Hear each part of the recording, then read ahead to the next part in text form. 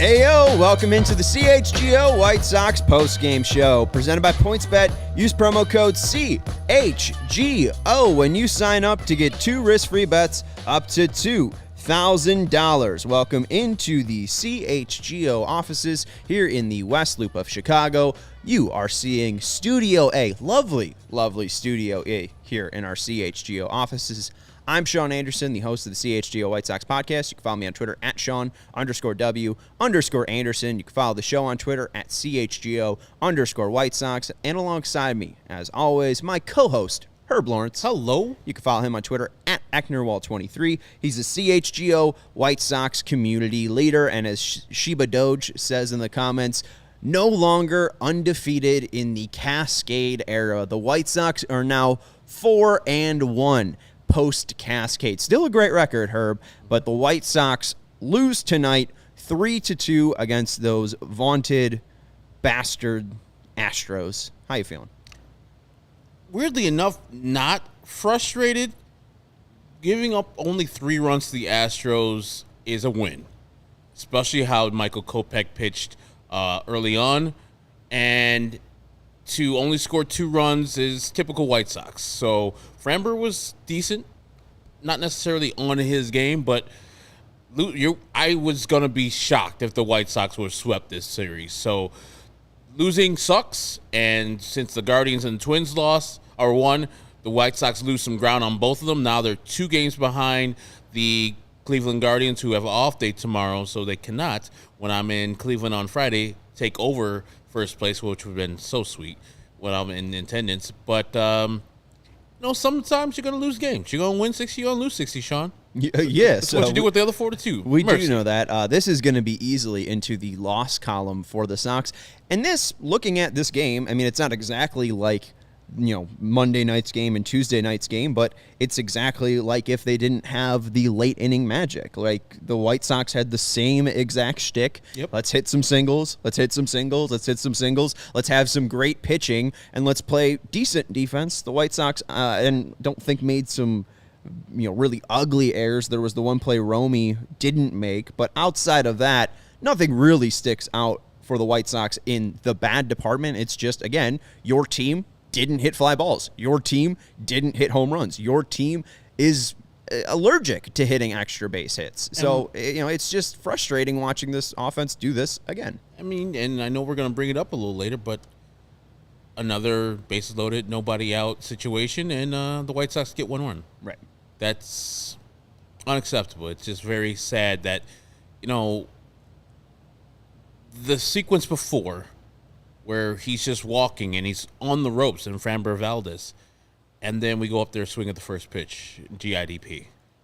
I don't know why we keep on doing that. Just so undisciplined, not understanding the game plan. This guy's on the ropes right now, and no, it wasn't a great pitch. It was like an elevated, fastball, I believe, or elevated sinker, and you did exactly what Framber Valdez wanted you to do right there. So. Just a sign of the times, and that's what the White Sox do with the bases loaded. Just fail and struggle most of the time. Right. We got numbers for you to back that up, and we'll talk more about that bottom of the 4th inning. But I agree with White Sox Tom. I think this is the main thing to take away, is they played like a playoff team tonight. The fight never stopped, and I think you could see that. It's not like it was a great, rousing rally, but in the bottom of the 8th, you got something. Vaughn ended up grounding out to third base to start off the inning, but then Jimenez walked. We did see Luis Robert, so he's not dead. He is available. He did pinch run for Eloy Jimenez. Then Abreu reached on an infield single, and then the bad stuff started happening. And that's why in the chat right now you see stuff about DFA Moncada and Grandal is washed. Moncada struck out looking at a 2-2 pitch. What'd you make of that at bat? Just so frustrating. He's back. I thought, okay, 2 nights in a row we got clutch Moncada attacking the first pitch of the game of the at bat, and then the passive Moncada showed up again. Guy had 2 pitches. He had a filthy fastball that's 99, and then a splitter that kind of floats. The sequence was splitter inside, gets Moncada off his feet, and I was like, okay, he's throwing you a pitch inside. What are you thinking now? He's probably going to throw you something away. Now it might be hard, it might be fast. He threw him a splitter away, perfect pitch. Moncada took that one. then takes another strike fastball right in the inside, and then 2-2. It's perfect. Low fastball. It's 99 miles per hour. If you go down swinging, God bless. But just to sit there and take a 2-strike pitch right there down the middle, it's way too many times this happened with Yoan Moncada this year and in 2018. I don't like to see it. I can't be too mad at him. He came through the last 2 days, but I would like him to go down swinging, literally. Well, and I always love when Steve Stone's like, Leury Garcia, he leads the team in those infield hits. Yoan Moncada does truly lead the team in strikeouts looking. This is something Yoan Moncada does. It's something that frustrates the fans. And not only did he strike out looking, there was also a bad Adam Engel strikeout as well. I think that one ended up being in the 4th inning. That ended the threat that we'll talk about a little bit later. But it was 3 pitches. And he got a pitch. The third pitch was a high curveball that he could have taken a swing at. I would say that the 2-2 pitch by Stanek aced him. That was a beautiful pitch, low, outside away, 99 on the black. Great pitch, but again, you got to take the bat off your shoulders. You got to start swinging. You got to know the moment there. And I did end up tweeting, no yo clutch tonight. And I did see someone say he had an RBI earlier. He did have a double earlier, but also, the Sox still lose. The Sox needed Moncada to do something in that moment. So no clutch moments for Moncada tonight. But let's go to the bottom of the 4th inning and see where the White Sox ended up scoring their 2 runs. They lose 3-2 tonight again, and Framber Valdez was great. Let's actually go to the pitching lines first, Steven. I'm so sorry. 7 innings pitched for Framber Valdez tonight, 2 earned runs, 7 hits allowed, 3 walks, and 6 strikeouts. Michael Kopech on the day, 6 innings, 3 earned runs, 5 hits, 2 walks, 2 Ks. We'll get to Kopech in a bit here, but let's go to the bottom of the 4th inning.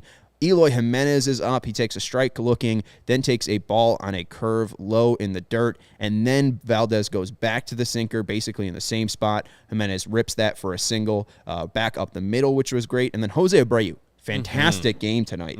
2 for 3. I think he ended up walking twice as well. His batting average in the month of August, over 353. I'm pretty sure he leads the team in hits in August with 23. He's been fantastic. He just worked the count. Got a strike looking, then got to a 2-1 count, then swung and missed at a sinker, which he did fairly often tonight. There was a couple big moments where Stanek was up, where he could have taken some healthy hacks at some fastballs down the middle. Stays alive, though, fouls off a curveball down the middle, and then doesn't let the curve fool him. The White Sox did very, very poorly against Framber Valdez's curveball. Jose, the best hitter on the White Sox, did a great job, stayed with it, kept the inning alive. 1st and 2nd for the White Sox. Then Moncada comes up clutch. And I believe that Jose has 7 hits on the series, the 3-game series so far. So he's got multiple hits in each of these games. It's been fantastic. The 0-2 pitch late in the game where he's fooled and he gets bat on ball, hits it off the shortstop's glove, and they have something working right there with Luis Robert, who's the pinch runner there for Eloy Jimenez. It's been an awesome time for him. August Abreu is a real thing. I wish he would put a couple of home runs in there, mix a couple home runs in there, but the average and the hits are awesome. Yeah, and the walks, too. I mean, what he did is end up setting Moncada for this double because Framber couldn't find the zone. Misses with the changeup for ball 1, misses with the sinker ball 2. Yoan fouls off the 2-0 count. It was a sinker down the middle, so good aggressive hack right there in a spot that you should be attacking. Then a curveball that he took, and then a 3-1 count. Hitters count. Here comes Yoan Moncada hitting a double. A great job down the line, the left field line, takes it the opposite way, past Bregman, and 1 run scores. Jimenez scored, Abreu to 3rd. Then Grandal walked, and Grandal had an all right night until the 8th inning. I thought it wasn't the worst night. He had a nice slap down the right field line, or left field line, and from the right-handed spot. That was good to see. Had this walk. The 8th inning was rough, but he ends up getting on. Bases loaded, 1 out. Josh Harrison comes up, and here is what really pissed me off because Framber Valdez wasn't able to find it. We told you that Grandal walked, Abreu walked. This is from Mike Rankin. 5 pitches the White Sox saw after the bases get loaded, after Grandal walked on 5 pitches to set the bases loaded. Nobody was out. 4 pitches later, he's out of the inning after allowing just 1 run. Harrison swings at the first pitch. It's a ground ball right up the middle. Shortstop to second. Pena to Altuve.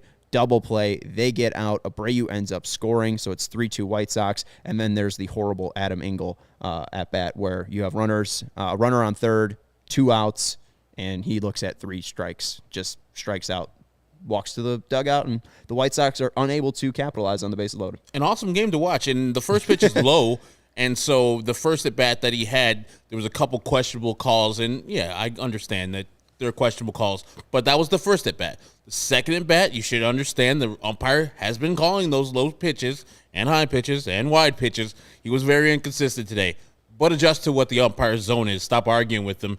Take the bat off your shoulder and do something with it. And so, yeah, it was a very disappointing at-bat right there by Adam Engel. But Mike Rankin from 670 The Score and Future Sox, it's a good thing right there. Yeah, Framber Valdez is struggling. You let him off the hook with the first pitch swinging by Josh Harrison. Just, I don't know what the game plan was there. Like, does somebody talk to him and say, man, this guy is really struggling with his control and command? How about we see a couple?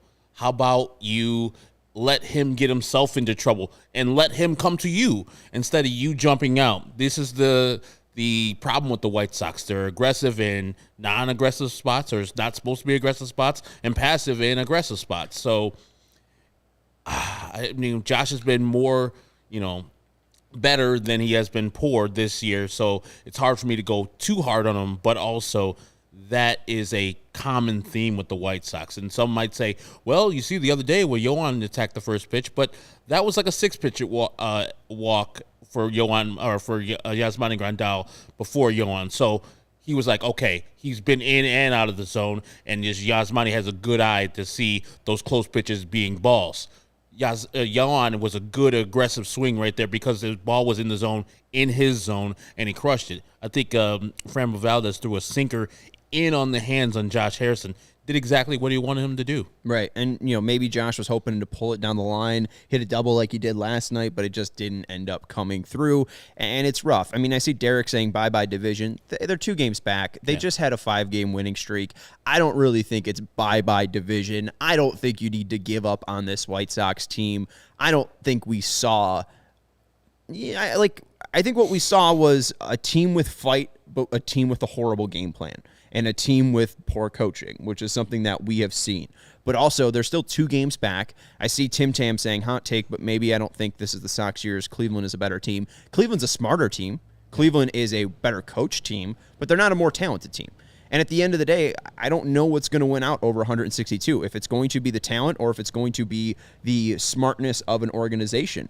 The way the White Sox just played, I think they can handle Cleveland in this upcoming series. I think that they can have a good series in Cleveland and put themselves in a position to either be in front of Cleveland by the end of Sunday or, be in first place of the whole entire division. I really don't think that I'm discouraged by the way the White Sox played tonight. I haven't really been discouraged by the way they played in the first 2 games because what is important is winning. You are 2-1 against the Astros in this series, and you are 4-1 since Friday. I will take that. Yeah, and I think this series is also a good a measuring stick for the White Sox. And 5-1 since Friday. And they probably can take this on with the conversation the White Sox had with their leaders.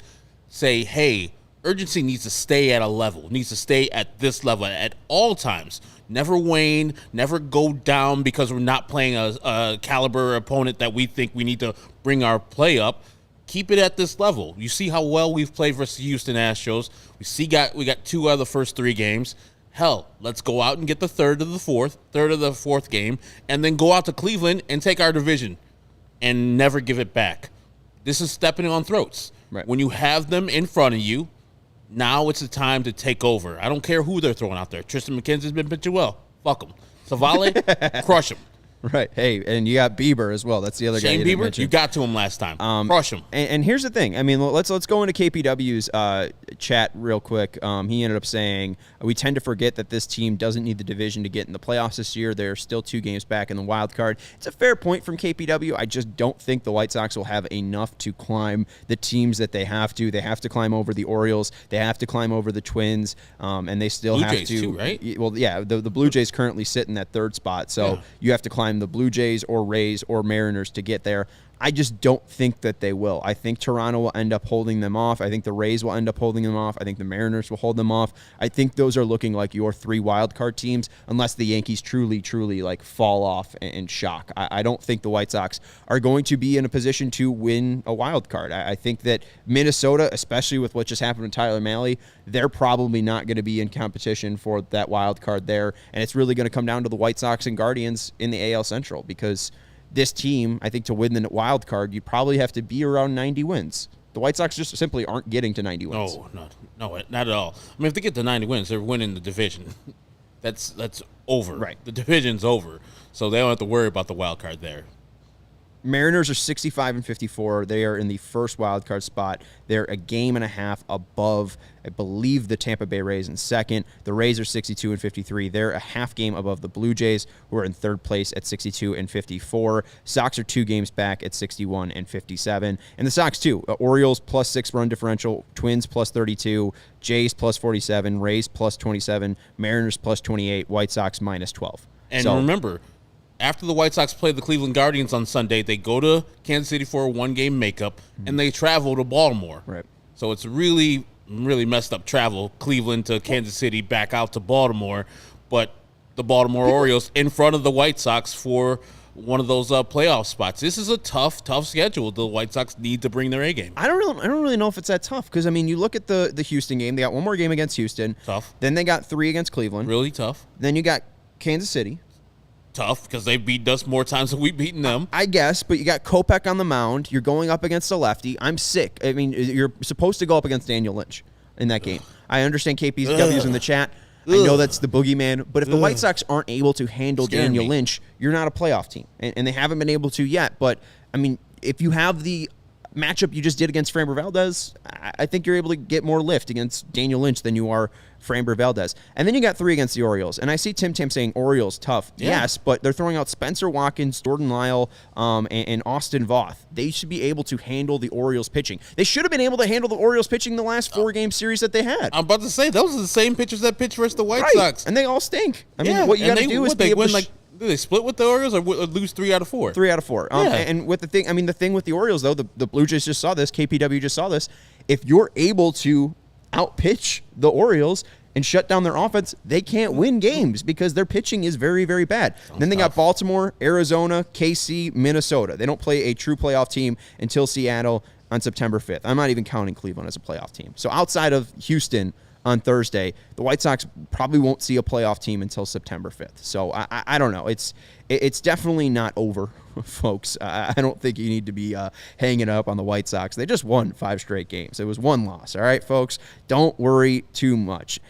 Also, don't worry, because PointsBet has you covered. PointsBet is counting down the days until the football season kicks off with a new offer every day until the season kicks off. From now until September 8th, PointsBet's Power Hour will unlock a new daily offer from 12 p.m. to 1 p.m. Central Standard Time. Sign up for PointsBet now using the code CHGO to get 2 risk-free bets up to $2,000. Again, sign up for PointsBet now using code CHGO to get 2 risk-free bets up to $2,000. Don't miss out on your chance to get daily access to free bets, boosted odds, and so much more now through September 8th. And that's not it. If you make a $51 or more first-time deposit, you'll receive a free CHGO membership, which unlocks all of our web content like Vinnie Duber's articles, our CHGO White Sox beat writer. He just recently wrote an article about Dylan Cease, got exclusive quotes from Liam Hendricks, Lucas Giolito, Ethan Katz, Michael Kopech on the emerging ace in the White Sox rotation. You'll also get access to the CHGO Discord, where you get to chat with all of the CHGO personalities in there,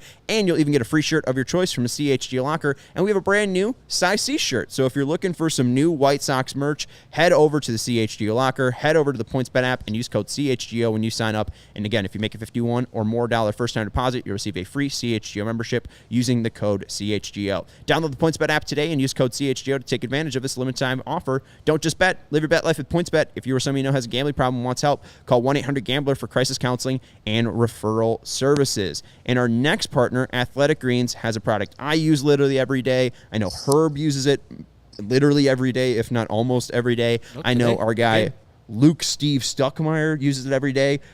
Cody was telling me he's down like 15 pounds since he started doing AG1s. So I started taking AG1s because they supported us here at CHGO. They're helping out our guy Stuckey.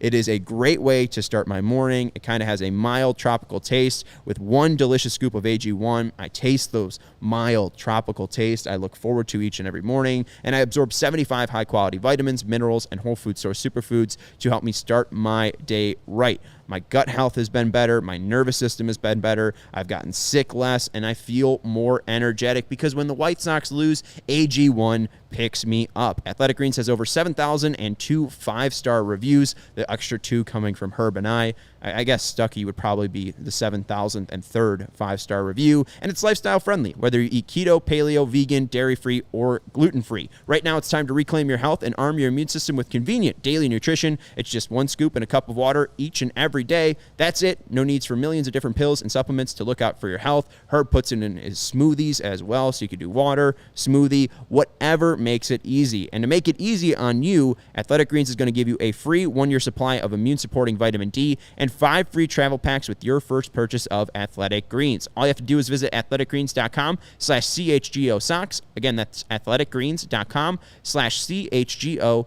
SOX to take ownership over your health and pick up the ultimate daily nutritional insurance. Let's go out to Guaranteed Rate Field, where we are going to talk to the CHGO White Sox beat writer. It's Vinnie Duber. You can follow him on Twitter at Vinnie Duber. Vinnie, what's up with the kid running out on the field in the 9th inning?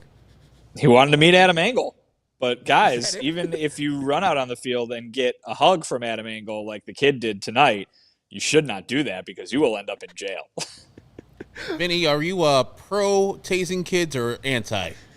I think there's only one correct answer to that question, Herb. I think I have to say that I'm anti-tasing kids. Again, thank you for the slam dunk question there because there's only one answer.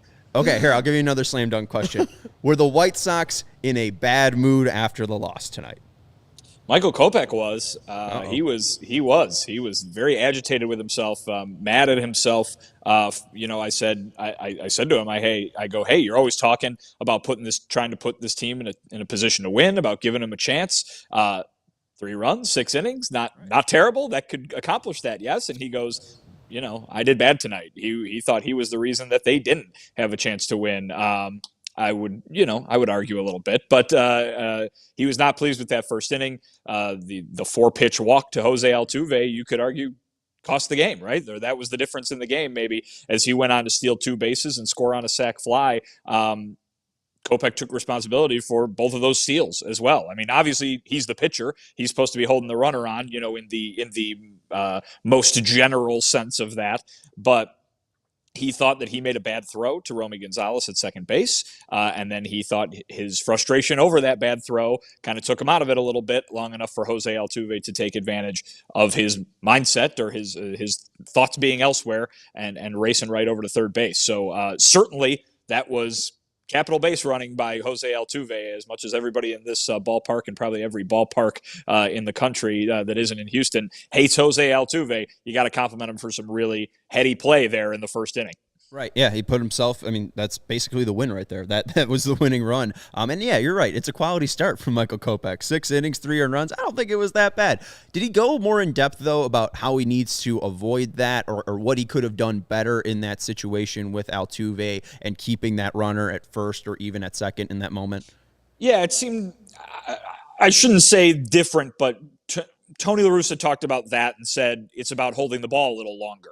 That Michael maybe looked over and got a little antsy in trying to pick off Jose Altuve, and that's what allowed Jose to take off. So I don't know if Michael would say the same thing. I don't think he was necessarily talking about what he needs to improve other than, kind of a mindset thing of staying focused, not allowing, one bad thing to snowball, because that's what allowed Altuve to get to third base. So,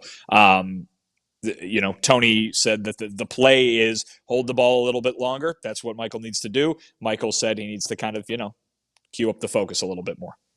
Did anybody ask Tony, and I applauded him for not bunting Romy Gonzalez. I think it was in the 7th inning to have Engel. Yeah, Engel move over to second. He swung away, and then Engel went in too hard into second base to take out Altuve. Did anybody ask him about, not bunting versus bunting there? They did not. I think when you look at the chances that the White Sox had, there were two big ones, right? There's obviously the bases loaded, nobody out situation in which they very much needed to get more than they got with Harrison hitting into that double play. And then Angle striking out. And then there was that one late, I think it was the eighth, when Robert was on second base with only one out.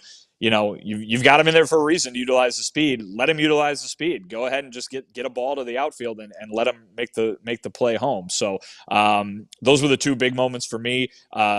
Tony thought that they hit the ball really well, that they made good contact against Valdez, that it was a good job of winning the battle against the pitcher, I guess, so to speak. Just that the Astros had a tremendous defense. And guys, that was a replay of what we saw in the playoffs last year when the Astros were just making every single play imaginable. They were doing it again tonight, and Tony credited that for being kind of the difference in the White Sox only being able to get 2 runs. Yeah, Altuve was frustrating, and I know people are frustrated with Grandal in the 8th inning. He got on base, got a hit as well, but people are obviously going to focus in on the big moments. Did Grandal or did anyone speak about that 8th inning and maybe Grandal's at bat as well? They did not. We didn't hear from Yaz, but I mean, listen, he's not the only one, right? I mean, Yohan Moncada is the guy you want up in these situations. You might not have realized it until the last few nights, but numbers are so good with runners in scoring position, and the guy still has a batting average right around, if not under 200. So, he didn't come through either, and it's a team game. The thing that they always say is, one guy doesn't come through, it's on the next guy to pick him up. When nobody can do that, we saw Harrison hit into the double play, kind of killed the rally a little bit. Well, there's a guy on third base. Angle can pick him up and bring in another run to tie the game. Didn't happen that way. Robert's out there. There's one out.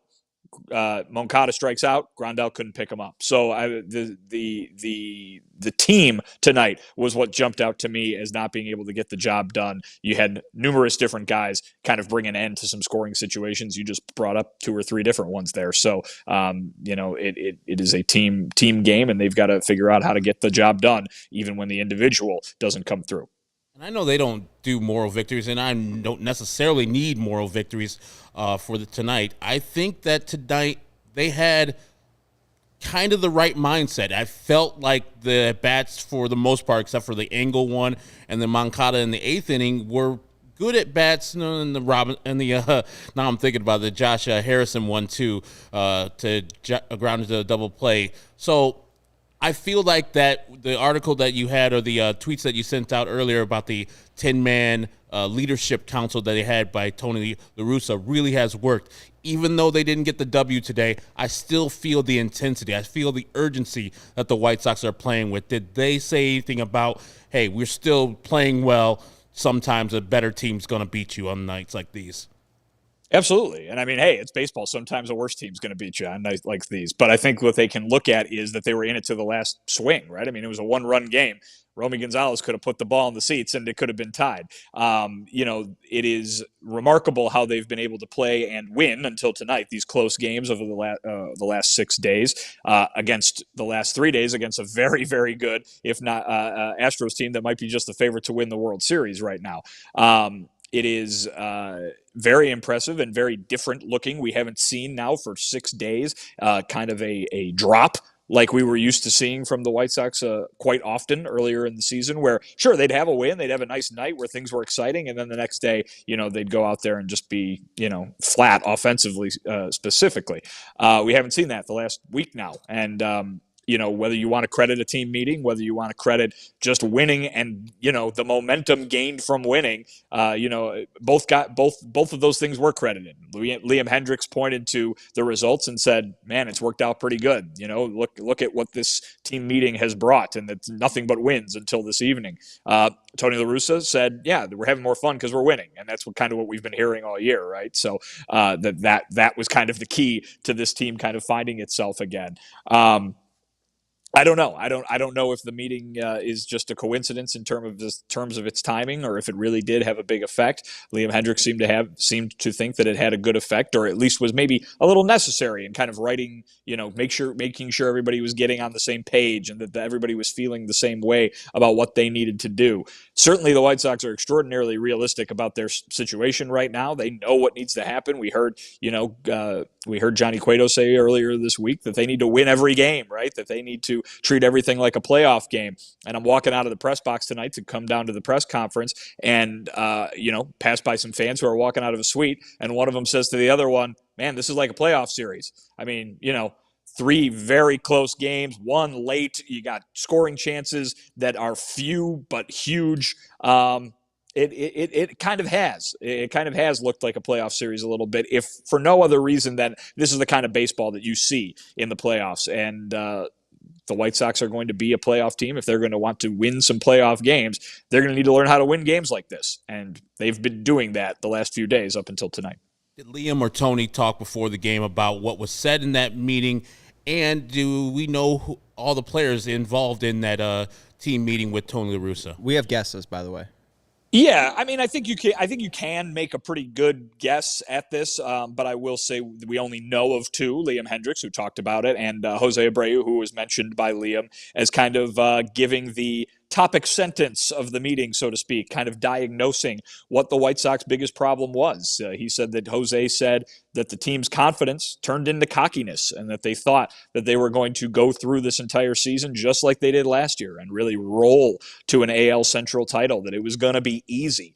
Liam said that they remembered the happy feelings of winning all those games, but forgot how hard it was to win all those games last year. And that has really cost them here as they sit, out of first place, if not by much, here in mid-August. So, it seemed like it was very much realistic. The message from Tony was all positivity. Everybody, get back on board and kind of forget about, don't be down, kind of forget about what's happened to this point and move forward kind of together and really kind of embrace those values that they've showed so much over the past few years. When it comes to the guys that were in it, you can probably guess. I would imagine, Lucas Giolito was there and Lance Lynn was there and Yasmani Grandal was there. These are easy guesses to make. Obviously, we don't have confirmation, but you look around at some of the leaders on this team or some of the core guys, if you will. I'm sure Tim Anderson was involved if he was healthy enough or if his current health issues allowed him to attend. So, this is not a shocking group. We've heard about these kind of situations before, to be honest, not necessarily where the team needed to be rallied, but we've heard of this leadership group. I think Rick Hahn said at each of the last two trade deadlines that, they go down and talk to these guys when they talk about making a big move. Last year when Craig Kimbrell was brought in, it was going over it with this group of leaders, with this core group that they've got here. And so it's no surprise that these guys would be kind of rallied to spread things throughout the entire team. And I think that if you listen to Liam Hendriks, they certainly think that it worked and they believed in what happened on Friday. Well, and something we talked about in the pregame, Lance Lynn comes in and it seems like Dylan and Michael just gravitate towards the guy. Like the first month, like there was nothing cooler than Lance Lynn in April of 2021. And it seems like he took on a great leadership role. We now see Johnny Cueto, I think you referred to it, even though it wasn't maybe voted on, but as the team spokesman in one of your articles. And then we see Kendall Graveman kind of make some comments, I think back in June, about the team and what it was like coming over to this team. Josh Harrison said similar things as well. And then also everyone's favorite White Sox, Dallas Keuchel, was vocal about the way the team had some leadership, maybe issues or tweaks that needed to be made. I remember, or not remember, but you tweeted out TLR about the meeting. There were a couple of tweaks to how we prepare that were helpful. Did he go any deeper or any more elaborate on what this team needs to tweak and what the leadership council might have said outside of Abreu saying the cockiness part? Like, is there actual any like game plan strategy that Tony gave away? Probably not. No, and I mean, I'll be quite honest. For the most part, Tony's comments on the meeting seemed to really kind of suggest that it didn't really have any sort of big changes at all. That there wasn't really anything that was very different from what has been being talked about all year. And I'm sure to a degree that that's true, because I think these guys all know what needed to happen. They know what they were lacking. I don't think people walked into a leadership meeting of a team that they've been on for the last 5.5 months, if you include spring training, and said, oh, yeah, that's true. Oh, that's a good point. I didn't notice that. Like, I would imagine that they were realistic about it, but sometimes talking about it helps. Tony actually said, in regards to what was going on in there, yeah, there were a few things that maybe were helpful in moving forward, but in general, the stuff that was being talked about is the stuff that's been being talked about all year, that's been preached all year, that the team has shown all year. Tony obviously has been very complimentary of the attitude that this team has had, throughout the season, even when the results weren't there. Liam Hendriks talking about the things that Johnny Cueto said, it's not really any different or so much different than some of the other comments that have been made by himself and some of the other players on this team throughout this losing period that they had here for 4 months. But, coming from a guy like that who knows what he's talking about because he's been around the block and he's won, is made some guys perk up. So I'm not sure that this is some sort of team meeting that results in a dramatic overhaul of approach or anything like that, but I think to make sure that everybody is on the same page, has the right feeling, has the right attitude, I think that check-in more than anything, maybe we should call it a check-in instead of a meeting, and that'll kind of adjust expectations a little bit. But certainly guys thought that it was a positive experience, and they were happy that Tony called it. Saw Luis Robert pinch run for Eloy Jimenez in the 8th inning, so obviously his legs work. The wrist must be feeling a little bit better. What is his status moving forward? Is he just day-to-day, or maybe he'll be starting tomorrow on the last game of the Houston series? Do not expect him to start tomorrow in the last game of the Houston series. I asked Tony La Russa about Luis after the game. Before the game, he had told us that Luis had some inflammation after swinging yesterday and received an injection that was not specified of what the injection was of, so I'll head that question off at the pass. But that they weren't going to have him swing today, so he could kind of get rid of some of that soreness and make sure that inflammation calmed down. Running the base in the hand that he injured, right? Yeah, when he swings, right. Okay. He obviously ran tonight. His legs work fine, as I said yesterday, as Tony told us yesterday. The swinging, the hand when he swings, is the only thing that they're worried about right now. But after not having him swing today, they are going to want to work him out tomorrow and see how he feels tomorrow. Tony said it was very unlikely that he would play tomorrow, maybe Friday, but he didn't know. They have to see what happens with the workout on Thursday. And then with Rob, let's go to Leury first. Was there any update on Leury? Obviously, he was placed on the IL. Romy gets called up. What are the moves there, and was there any update on Leury's health at this point? Yeah, the things that have been bothering Leury that everybody has noticed when he's been playing kind of caught up to him a little bit. And I think it was just too much for him to keep soldiering on, or the team thought that way at least. Tony La Russa said that they're very optimistic he'll be back in 10 days, that, the 10 days should be enough to get this fixed. In the meantime, you got Romy Gonzalez up, and he impressed a bit today in getting that start. They're kind of looking for anything that can help with this shortstop situation right now, while Tim Anderson is on the injured list. Obviously, Lenin Sosa did not really do enough to kind of warrant continued to be run out there as a starter every single day. They went to Leury. Leury can't play because he's too sore, and so they're moving on to option number 3, I guess, and that's Romy Gonzalez, and we'll see how much run he gets and if he can at least carve out some sort of role in which he can keep the position afloat, kind of, while TA heals up. There was more to that question, I'm sure, wasn't there? Luis Robert, you got more on Luis? No, well, Luis is all good. I just wanted to check in on Romy and Leury, but I do want to check out, you said, plan 3, I think, now with Romy getting the call up, but plan 4 might have made itself clear for the White Sox. A's end up releasing Elvis Andrus today. Do we think that the White Sox will be players in that market? I think that he would be a nice addition, 1.3 WAR this year. Since, I think, June 24th, he's got an OPS over 777. So he could bring a veteran bat, and he's played with Josh Harrison, so he passes the mandatory Rick Hahn clubhouse vibe check. Do we think that Elvis Andrus could be celebrating Elvis night, as Layla Rahimi said on August 26th here at Chicago, in Chicago, Guaranteed Rate Field? Illinois is the state you were looking for. Thank there. you. You're welcome. I don't know. We'll see. I mean, I think that obviously it's crossed their mind. I think it would be very surprising if they didn't try to look into whether something was going to work for them or not. And Tony La Russa said as much earlier today when he was kind of asked point blank, "Hey, do you think the team is going to look outside the organization to at some of these shortstops that have been released?" And he said, "Yeah, I'm sure they're going to look. You know what I mean? It doesn't mean that it's going to happen, but they would not be doing their job if they didn't deliver on the thing they always say they're doing, which is looking at every single opportunity to make the team better." Obviously, until today, when Romy Gonzalez came up, what was there for shortstop the last week or so since Tim has been out was not getting the job done. So if there's an opportunity, there's an opportunity, and we'll see if it comes to fruition or not. That's all I got for you, Vinny. Well, I got more for you.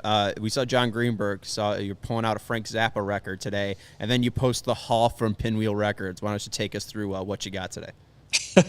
Pinwheel Records, the first time I'd been there, down on 18th in Pilsen. Obviously, Pinwheel. I saw some White Sox bobbleheads throughout there. Saw they've got little buttons I think you could buy that is Pinwheel Records, but it's the '83 Sox logo.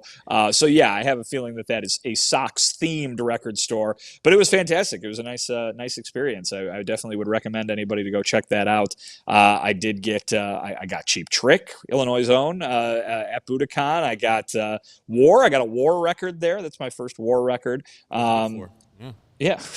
Well, this version of War is good for a lot of things. But got Elvis, Aloha from Hawaii, Leonard Skinner, Give Me Back My Bullets, Rod Stewart, Gasoline Alley. So it was a nice day. I carved out a little time to head down to Pilsen before heading down to the ballpark today. And so it was a nice little way to kill an hour and a half or so there on the south side. I'm jealous of the Aloha from Hawaii one, so have fun spinning that one. But I hope you had a good day walking around Pilsen there, and hope it was a good day at the park. I know that one kid that ran on the field got to meet Adam Engel, his hero, so he had a good day. So at least we can leave on a good note that way.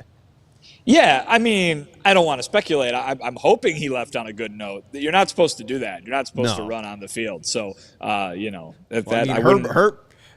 wants to tase him. Hopefully he's avoiding jail tonight at the least. Oh, the kid's going to jail? I don't know. I mean, that's what Vinny's saying. That's what you do if you run on the field. You go to jail. But it's and a kid. And assaulting Adam Engel, too? Goodness gracious. This kid's a menace. Seriously, when all you got to do to get a suspension when you argue with an umpire is have the brim of your helmet touch the brim of his hat. This kid touched a baseball player. I don't even know what the punishment is going to be for that. He must be Anthony Rizzo's nephew or something, because Anthony Rizzo's is out here touching umps yesterday. He's putting his whole hand on his shoulder and everything. I don't know. I mean, just special privileges for special people. Vinny. It's everywhere in the world. Anyways, that's Vinnie Duber. He's a CHGO White Sox beat writer. You can follow him on Twitter at Vinnie Duber, and he will be joining us tomorrow from the ballpark when we have Lucas Giolito versus Luis Garcia. Talk to you tomorrow, Vinny. See you guys. Adios. And today, it is now time to tell you about the PointsBet Pick of the Week. If you enjoy CHGO, one way to help us continue to grow is to download the PointsBet app and use code CHGO when you sign up. Not only are you going to get 2 risk-free bets up to $2,000, but if you make a $51 or more deposit, first-time deposit, you receive a free CHGO membership, which unlocks all of our web content, and you'll even get a free shirt of your choice from the CHGO locker. It is time for our PointsBet Pick of the Week. I would urge you to check out CHGO Bets Daily, because our guy Cody Del Mendo, in his last 8 hit parlays, is 6 for 2. These are plus money hit parlays. So go check out CHGO Bets Daily and go get your betting tips from my guy Cody. But None from you? I dabble, and one of the ones I dabbled in was I got a parlay, and you can't place this bet now because the game's going on, but in the Giants-Diamondbacks game, I took the Giants run line and Carlos Rodon to strike out 10+.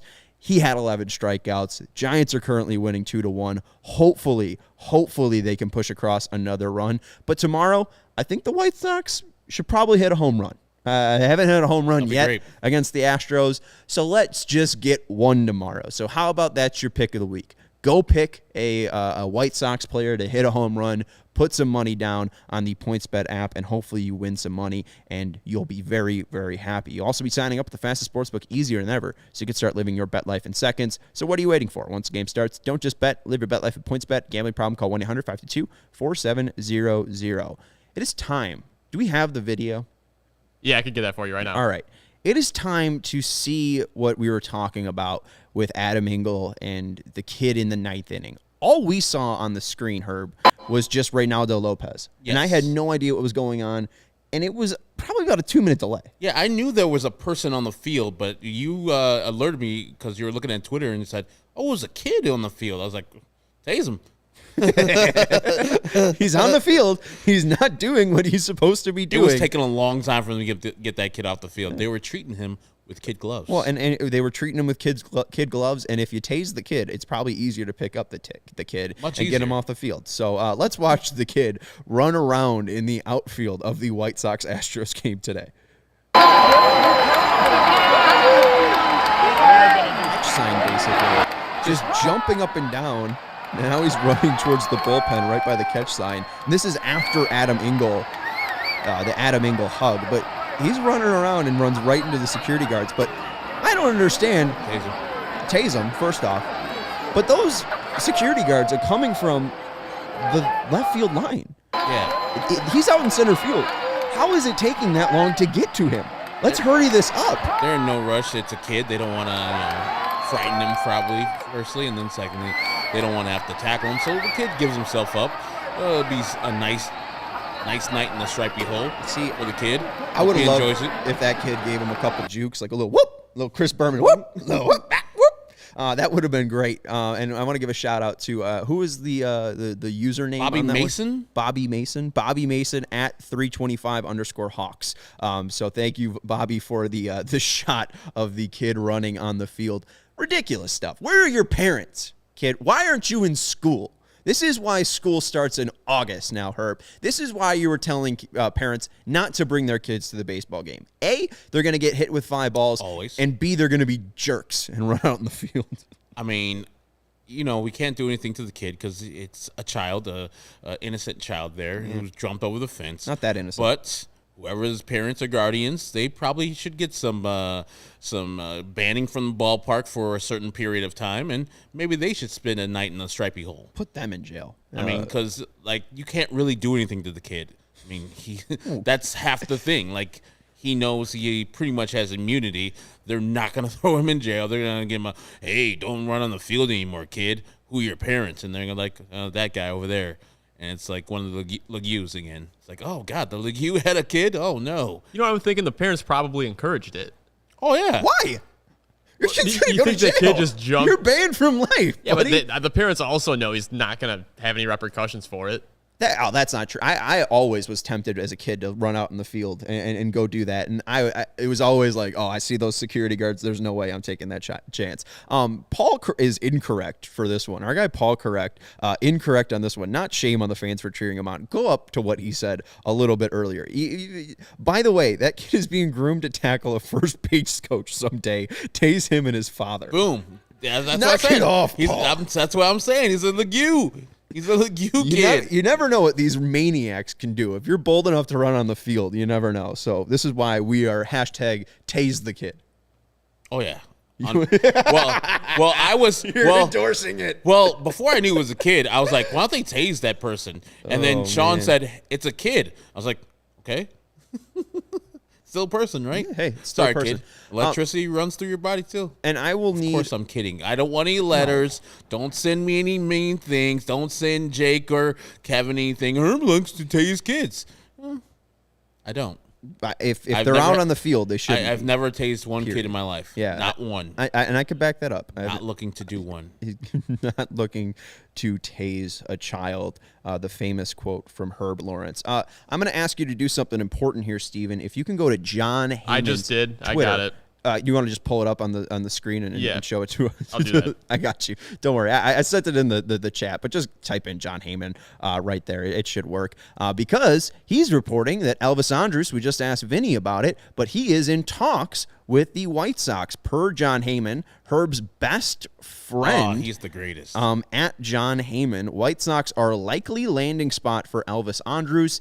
In talks, nothing official yet. So it's not going to happen. It's just talks. Hey, this isn't Bob. Jon Heyman's reported it not happening. Yeah, this isn't Bob. I trust John a little bit more with this stuff. As I mentioned, there's enough water carrying, so you should get some good scoops. Hey, you said it, not me. In the past 41 come games after you? For Elvis Andrus, I don't know. He's going to call you and tell you he's going to block you? He followed me and unfollowed me. He saw a couple of my tweets and was like, I don't need to be following this kid. He real great teammate over there at Odyssey. Anyways, in the 41 games, the last 41 games Elvis Andrus has played, he's hit 272, 336, 441. That's an OPS of 777, 8 doubles, 5 home runs. His 8 home runs would be tied for 5th for the White Sox lead with Jake Berger. I would be thrilled if Elvis Andrus was a White Sox. Yeah, I'll be fine with it. I'm not thrilled. I'll be like, all right, that's a nice replacement for Tim Anderson / Danny Mendick / Larry Garcia. You get major league ability at shortstop with both the bat and the glove. You don't have to roll dice on Romy. You don't have to roll dice on Sosa. You can be rest assured that you're going to get something that's going to be representative of a Major League Baseball player at short. I don't think he's going to be earth-shatteringly great. He's just going to be like, oh, man, it's good to have Elvis out there. It's nice to have a solid, sound shortstop out there. And when he comes up to bat, hopefully he can bring some of that, what you're talking about, that 777 OPS in the last couple games. Well, not only the 777 OPS in the last 41 games, but as Clark said earlier, Rick Hahn bargain bin shopping again. This is one hell of a bargain. This is a guy that did not want to be in Oakland, was making a lot of money, and that team is extremely bad and wants to play their younger players. This guy, I would say it, and I said it on the pregame show. I'm going to say it again, Herb. Your reaction of what I said last time didn't scare me of saying it again. This could be the offensive Johnny Cueto. I think that this is such a fantastic signing. This is going to be a guy that's motivated. He's played with Josh Harrison before. They've had success being at shortstop and second base. He is an upgrade over Romy. He is an upgrade over Lenine. He's not an upgrade over Tim Anderson, but he's an upgrade over even Larry Garcia. He improves your team. What I asked for at the trade deadline was improve the depth of this team. We see the depth be improved. Jake Diekman comes out. You traded Reese McGuire for Jake Diekman. That was a great use of your depth. He didn't do enough, though. He would be getting bailed out if the White Sox signed Elvis Andrus. 2017, at the shortstop position, 7 outs above average. In 2018, 3 outs above average. Since 2019, 11 outs above average. 2020, minus 2 outs above average. 2021, 6 outs above average. 2022, 0 outs above average. But that just means he's basically field or major league average. I would love major league average defense from a White Sox shortstop. Tim Anderson's made a ton of errors this year. Elvis Andrus can step in and play a professional shortstop. I would love to see that for the White Sox. Love it. Probably see him Friday night in Cleveland if this deal is consummated eventually, because tomorrow's game is a 1:10 game. I don't see him flying out from Oakland, getting the physical done and being suited up for the White Sox Astros game tomorrow. But yeah, on the weekend in Cleveland, I'll love to see him as a White Sox shortstop starting for the majority of the games down the stretch while Tim is out. It should be fun. Let's go to some other stuff here. Let's go to some stats, and let's go to the bases loaded. We ended up talking about Josh Harrison failing in that position. This is the White Sox with the bases loaded this year. A 220 batting average. That is 25th in the league. Bad. They have 28 strikeouts with the bases loaded. That's the 4th most in the league. Oh, bad. That's not good. Sorry. Weighted runs created plus 60. That is 24th in the league. Bad. Their slugging percentage, 308. That's 26th in the league. Terrible. Ground ball rate, 52.9%. That is 2nd in the league. And yay! I mean, that's not good, but yay, we're second. And hey, you're first. Infield fly ball rate. They have a 31.6% infield fly ball rate with the bases loaded. What is the most like brutal thing to do with the bases loaded is to pop up on the infield. It does nothing for you. This team is pathetic with the bases loaded. They have one home run. It's Luis Robert, and he's nowhere to be found. Yeah. I just, it's perplexing how poor they are with the bases loaded. Like we're talking about where Yoan Moncada has clutch genes, they choke when the bases are loaded for the most part. I don't know what happens. It's just the tightest of booties. So sad. Yeah. TBS, as I call it. Tight booty syndrome. Tight booty syndrome. There's taking care of business like Elvis Andrews, and then there's tight booty syndrome. And not very funny. Our guy Daniel Gamboa asking his salary, his being Elvis, is 6.7. How much are the Sox going to pay of that portion?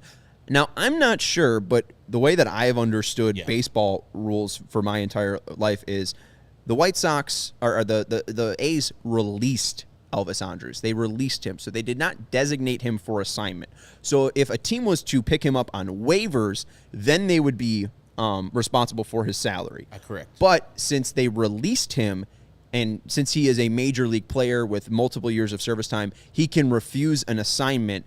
I think that he is now just a free agent. I think they released him from his organization. They released him from the contract. The White Sox, if they signed him, would be signing him to a completely new deal. I think, if I'm not mistaken, the A's will have to pay for that contract, but the White Sox can sign him at a veteran minimum. Yeah, so if it's a waiver claim, it's full salary. Yeah. If it's a free agent deal, it's league minimum. So if it is a free agent deal, which I think if they were releasing him, it would be league minimum. So I don't think we have to worry too much about the White Sox worrying about a drop in the bucket. The salary. Exactly. It's prorated at that. Yes, exactly. And it's only for a couple games here. So I'd be excited for Elvis Andrews coming to the South Side if it was to happen. Final things here. I want to go to some clutch from Joe Kelly. Joe Kelly's been fantastic in his last 14 outings. This is back in June or July 14th, I think it was. July 8th. In his last 14 outings, 13 innings, an ERA of 138, a whip of .692, 18 strikeouts in 13 innings, opponent's batting average 113, Filthy. and 29 whiffs in 13 innings. You're saying filthy. He threw a curveball that was at 91 miles per hour, Unfair. had 3,000 RPM of spin. Disgusting. Just unfair. And I remember White Sox fans just being very frustrated with him early in the season because he wasn't performing. He was walking the yard. He wasn't doing the things that we had been told that Joe Kelly was doing. And especially White Sox fans were mad because of the $27 million in the offseason spent on relievers, and one of them was Joe Kelly, who did not get the job done. Now you're seeing the Joe Kelly that was promised, even more. This is a dominant pitcher, and the bullpen, for the most part, lately has just been otherworldly. You got Joe Kelly for his last 14 appearances being this filthy. We touched on Jimmy Lambert being filthy, unscored on in 13 of his last 14 appearances. Raylo came in today, also filthy. Kid fucking interrupted his stilo today. That's another reason why that kid should get tasered.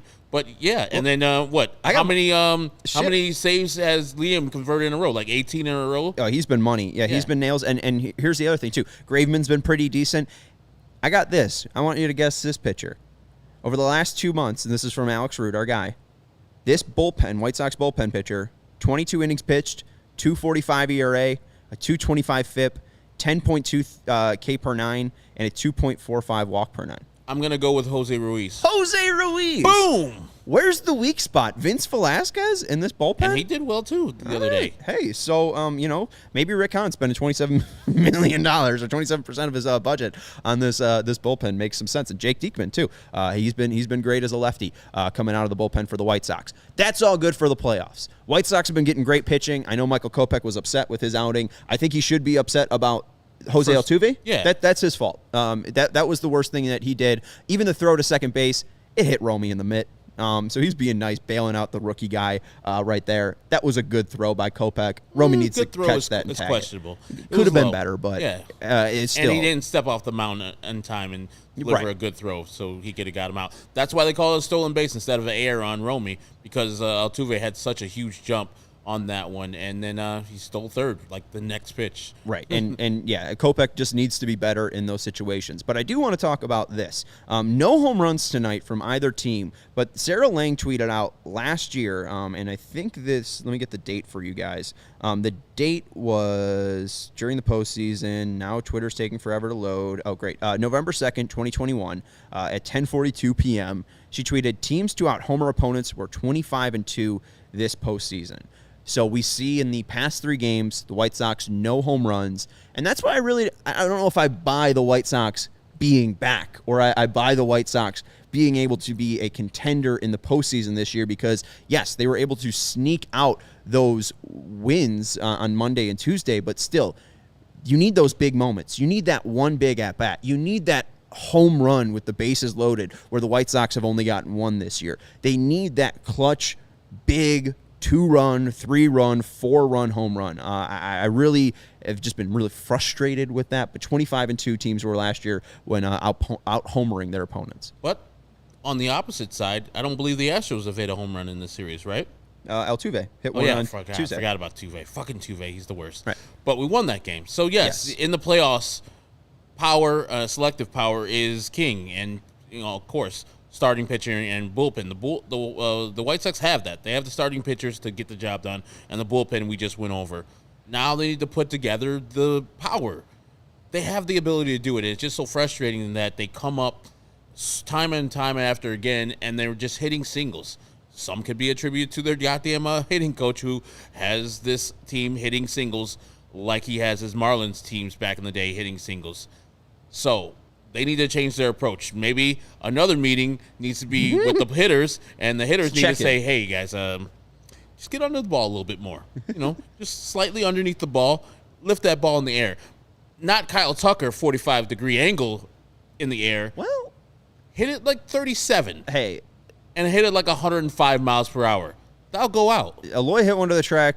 Kyle Tucker's 45-degree launch angle one went a little bit further. How about my man's? Andrew Vaughn jumping up there. I thought it was gone 100%, and then Andrew Vaughn just made me nervous. Like, is it gone? Yeah. He just, didn't know, and then he just kind of half jumped and caught the ball. It's like, hey, man, as long as it's in the glove, brother. I think someone said that they saw Vaughn mumbling to Engel, I can't jump.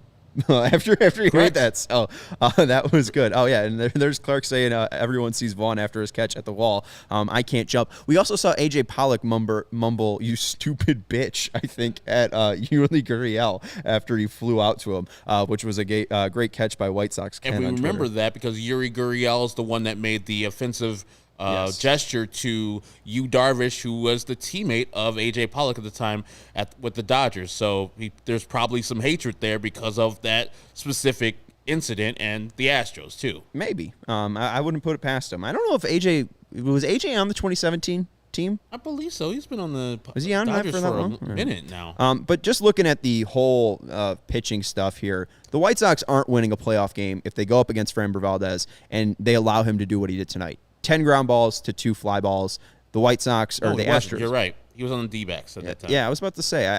I was looking. He hadn't faced Valdez too much. I thought he would have in the postseason, but they didn't meet up because it was the Dodgers got knocked out by the Braves last year, and I don't think the Astros have made it to the World Series since 2017. So it's been a while. I mean, did they make it to? Did they make it to in 2017? 2017, yeah, it was Astros Dodgers. Was that real? Oh, well, they made it. It might be scrubbed from the record. But then Dodgers, Red Sox in 18, Nationals. Who? Nationals, Red Sox? No. I don't know who made it in 2019. Who the Nationals beat? Scrubbed them from my head. The Dodgers, probably? Rays? Oh, no, Dodgers. That was Dodgers, Rays in 2020. And then it was 2021, it was Braves and Astros. So it was Nationals and Astros. Yeah. So Pollock didn't play him too often. But looking to the postseason, last year, teams that out-homered their opponents, 25-2. The White Sox are not going to do that if they're hitting 10 ground balls against the starting pitcher. They did have 7 hits and 3 walks against Valdez, but again, only 2 earned runs for Valdez on the night, and that's because they were just hitting a ton of ground balls. Tonight, Kopech allowed 10 fly balls to 6 ground balls. Not good enough, and it's just not where the White Sox need to be if they want to overtake it. But Michael Kopech has been fantastic. He had a hitless streak. Astros love losing in the World Series. They do love losing in the World Series. More power to them. But Michael Kopech, we know that he went 6 innings, no hits, 3 walks, 11 Ks versus the Tigers. This would actually be 8 2/3 because going back to his 3rd start against Kansas City, the last batter he faced, he got out. So it wasn't really a long streak. I really didn't want to count it, but you could technically say it was 8 2/3 of an innings, 12 strikeouts, 4 walks, 1 run. Michael Kopech. I mean, and pissed about his outing today. Right. What else do we have to say about this guy? We wanted 6 innings, 3 earned runs. He gave you 6 innings, 3 earned runs. I'm not upset with that, Michael. You're not a starter. You made a rookie mistake in my mind with the Altuve and the running around the bases stuff. But outside of that, you went out there and did your job. I've been so happy. I've been so impressed with Michael Kopech. Things aren't perfect for him just yet, but it's year 1. And if he's doing this in year 1, he's able to stay healthy. He's able to take all of what he can from Lance Lynn and Johnny Cueto. Dylan Cease and Michael Kopech, I'd say it's a pretty good 1-2 for the future. I don't know about you, Herb. I'm really fine with it. I'm really good with it because these guys are not just throwers. You can see the strikeout numbers are dwindling for both of the guys. They're coming back to earth. And so they have to find different ways to get guys out. And, yes, Michael Kopech, I think his main bugaboo is that first inning. See, he walked Tuve, I think, pretty much in 5 pitches where he just couldn't find it. I don't know what he needs to do before the game, simulate a first inning so he can just get those pitches out of his system, find the grip. And I know it's different because the mound in the bullpen is different than the mound out there on the field. So maybe he needs to transport that mound on the field back onto the bullpen so he gets the same feel, because that first inning is usually his bugaboo. After that, he settles in and learns how to pitch, how to get hitters out. And this is a very impressive outing for him where he didn't get the strikeout and he wasn't pinpoint. It has been more times than not with Michael as of late that he doesn't have his great stuff, but he's learning. He's learning on the job as a first-year starter, and it's encouraging to see because you know it's coming. What do you say his batting averages against coming into the game? Sub 200? Mm-hmm. He's just filthy. The guys, even when they put bats to ball, are not seeing him well.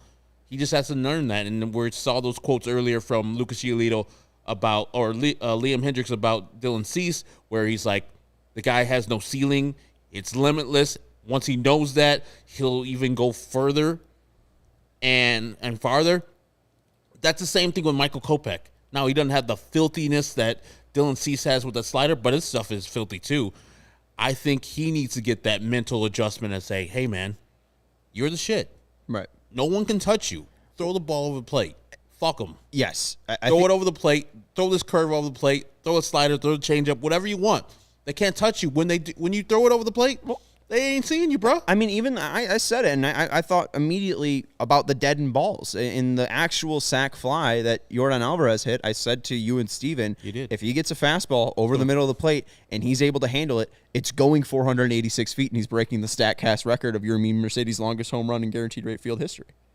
Well, they're going to, But then he hits it to left field. He goes with what the White Sox have been doing poorly. He goes opposite field power, and it just dies out on the warning track. But that's a pitch middle, 97 miles per hour, and you just can't hit that. I mean, like, what we have seen is that elite velocity, that elite tail is very, very difficult for major league hitters to pick up. Michael Kopech just has something natural, great, uncoachable. He just needs to figure out the slider.